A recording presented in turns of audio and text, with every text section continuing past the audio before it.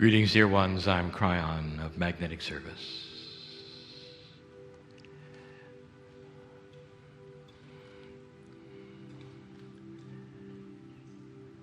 All the channels we've given you in the last week have been profoundly given in love.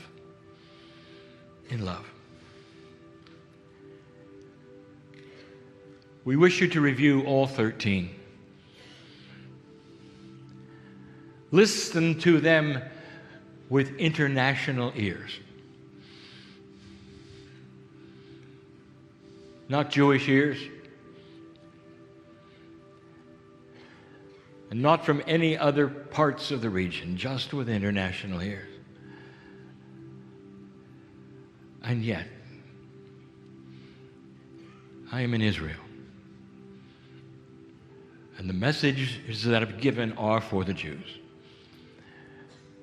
It makes sense.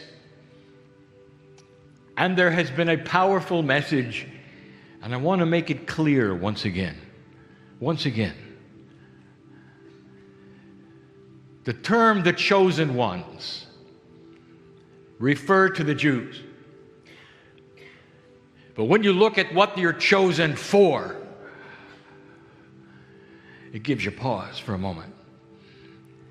We'll be very clear so that you understand it. Chosen to bring this planet a monotheistic God, a one God. Not like the Greeks, not like the Romans, but like the Jews. That the one God would then be seen by the planet, and eventually the entire planet would be unified with one God. You were chosen to do that, and you did. But you're not done. And the next part is as hard as the first, because it is planetary as well. Dear ones, listen clearly. You are chosen to bring peace here. You hold all the cards. You have the technology and the wisdom and the akash of purpose. You brought the planet together with the spirituality. Now finish the job. That's what we said. With all love. You're the ones chosen to do it. Oh, you would say. When will they say it's going to be so difficult? It's not just us, it's them. We gave you the parable of the farmer a little while ago. And if you didn't really understand it, it was the farmer's field, and it was the farmer's seeds, and it was the farmer's akash to plant them. And he died without ever seeing them grow up. And that's because the farmer had the wrong consciousness. His sons, born into a new light, into a climate change of energy, saw them come up, started to understand, started to let them grow. They were the seeds of peace. The parable should be clear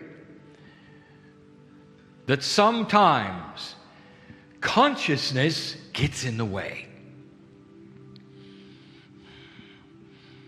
You've got a story that shows this profoundly, and you may not even know it. We teach that consciousness is energy, and it is physics. It is so palatable, it has rules. Someday,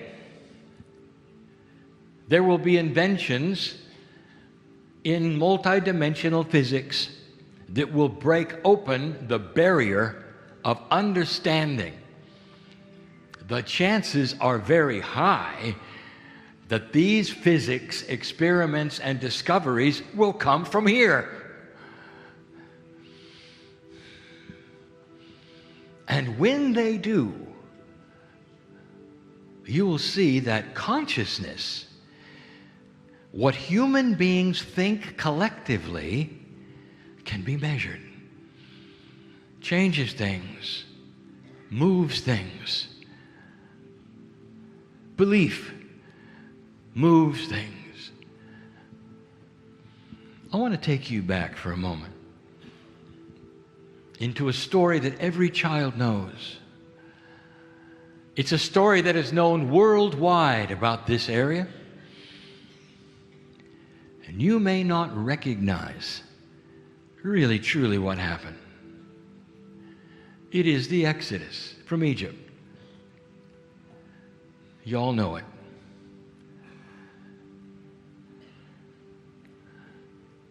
Moses talked to God. He did it on a regular basis. Moses had his frustrations as well. But he did something unusual. He wandered. He took an entire civilization from Egypt, brought them to the Promised Land after a while. And if you track his path, it doesn't seem logical. For he approaches Jerusalem over and over and turns the other way and goes back. He did something in 40 years that should have taken 4 months. Why? Not only that, why didn't he go? There is something here that you have to know. Let us look at the power and the physics of consciousness. And I'm going to give it to you yet again if you have not heard it. You cannot take a civilization with the consciousness of slaves and put them in the Promised Land. There had to be a turnover, like the farmer. Belief. An entire generation or two had to come and go before you made it. Did you know that? Moses was smart. He knew this. He obeyed God. He knew there would be dissension and arguing, even if he made it, among those who used to be slaves and had been slaves for generations. They had to be born here in a new energy that was not Egypt. That is the reason. Consciousness was important, and he knew it.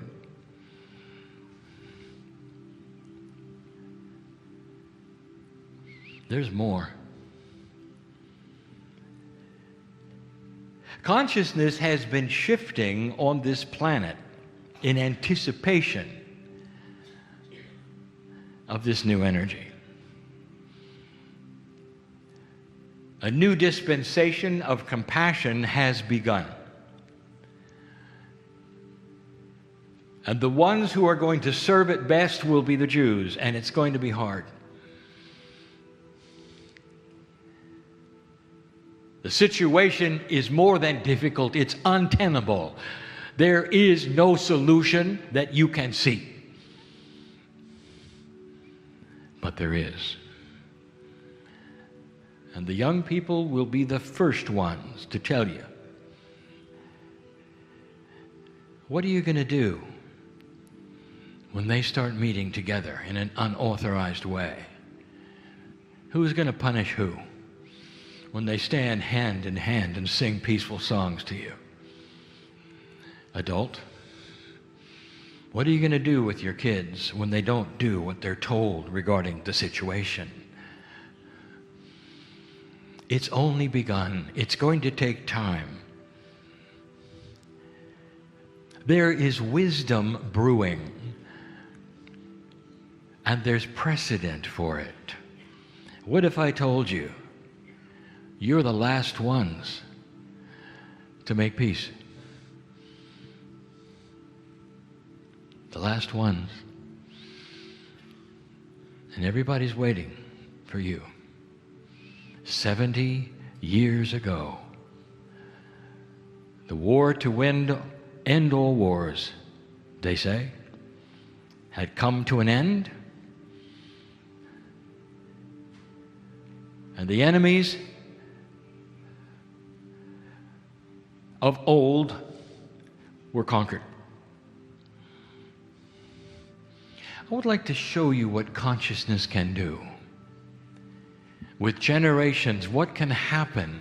A precedent has been set. Maybe you didn't look at this clearly.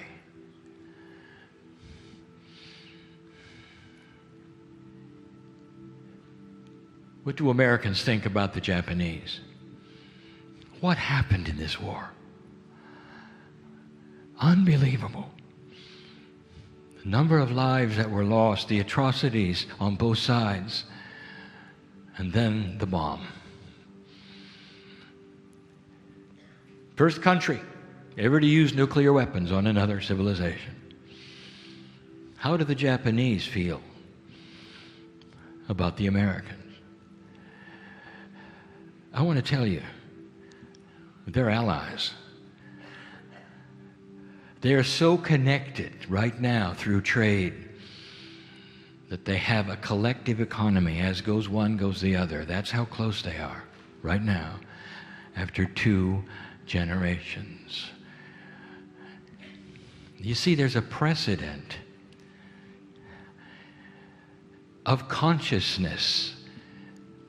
At some point in time, everything that happened in the past was wiped away and was not near as important as the future. And they moved forward. Generations had to pass before they were able to be best friends, and they are. And they are. There are many who will revisit the war and take a look at it. Those were old times with old energy. And today they look at each other hand in hand and say, "Aren't you glad it's over? Aren't you glad it's over?" 70 years.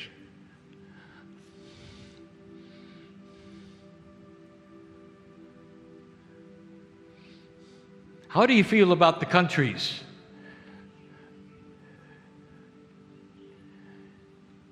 that were part of the genocide? How do you feel? This may be inappropriate. I am asking you a practical, spiritual question. And the answer is,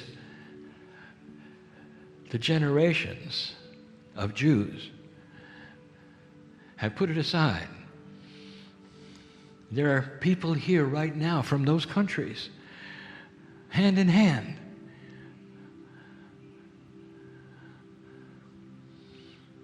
The dictator is gone. He enslaved them all, and you. And you rose from the ashes of hatred and sorrow and pain and unspeakable horror. And you stand hand in hand, and they're here. That's what you did. That's what the planet has done. You were there. Oh, there's more. There's a lot more. Maybe you have never put this together. In the last 70 years, it was the ramp up to a new civilization of energy. Things happen slowly. It's not a flashbulb experience when you have a dispensation change. It may take generations to get there, to change and then build. I want to take you to a meeting at the end of World War II.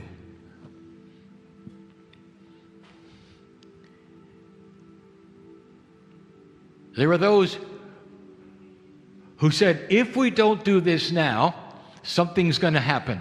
And this that they were going to do was to try to unify all of the former enemies of Europe. Give them a trade organization. If you can trade with your enemy, they said, you're less likely to go to war. Look who was involved. Look who was involved. All the conquering nations of earth. All of them. The ones with the biggest armies. The ones that have even swept through here. With the biggest navies. That have been at each other for years. Responsible for World War I. And then did it again with the same people in World War II. The committee met and said, if we don't bring this trade now, this can happen again. This was a moment in history where human beings had an idea. Let's put things together instead of separating them and tearing them apart. It was the beginning of what you call today the European Union. It's controversial. There are those who say, well, it'll never last. It may morph, dear ones, into something else as they become wiser. But let me tell you what they did. They disarmed the situation. They started trading together. They started seeing that it was possible. The ones who would tear it apart, the ones who would throw rocks at it, slowly became the minority when they realized it wasn't working anymore. And slowly, very slowly, it started to work. Then the borders came down. You didn't need a passport anymore. You could travel between lands that used to be enemies with tanks. The guardhouses that used to check your papers went away.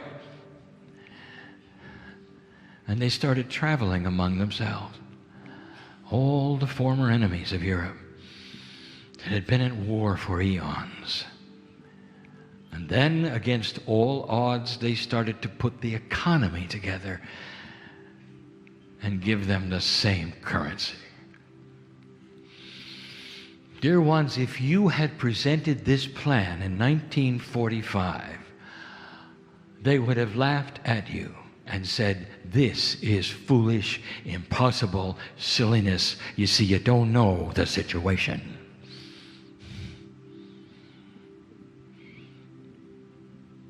And then the United Nations came up with their charter. And you came back. I've just given you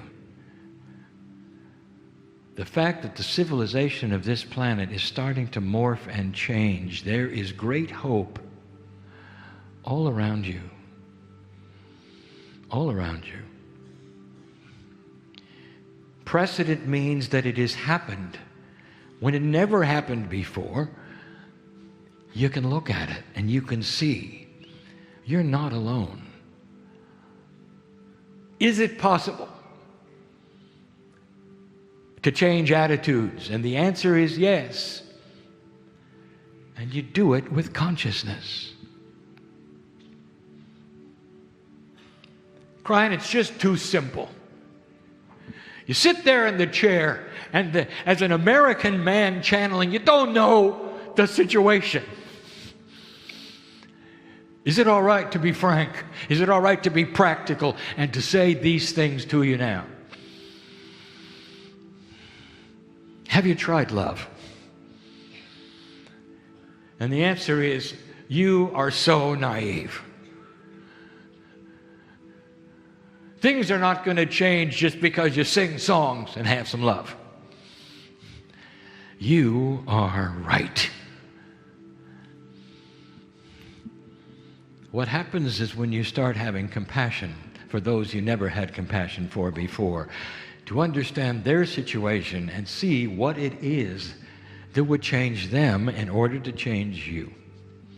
What is most important and who benefits? I am not going to give you a solution sitting in this chair. You are going to discover it. And it's going to be different than you think. One thing leads to another. Unless you're the farmer in the field and you grow up with the situation, and in your heart you know it's hopeless, and in your heart you think nothing can happen, and in your heart you think this is foolishness. If that's you, dear farmer, you won't see it. Consciousness is belief. If you believe these things have a chance, even though you don't know how, you start to plant the seeds of hope. I'm talking to Jews. Again, I say, you're the ones chosen to put it together. A great deal of the world is looking at you now. How are they going to do it? There will be no solution from an outside source. I have said that before. Oh, they'll try, but they don't understand. They weren't born here. You were. You're going to work with others who were born here. And a solution eventually will be thought of and tried. Perhaps even cast away and tried again. That will come from compassion and love instead of retribution and hate. And the thing that's going to make the difference is when you start to see that it works. War begets war, you know that. There is no winner ever. This is what you're doing.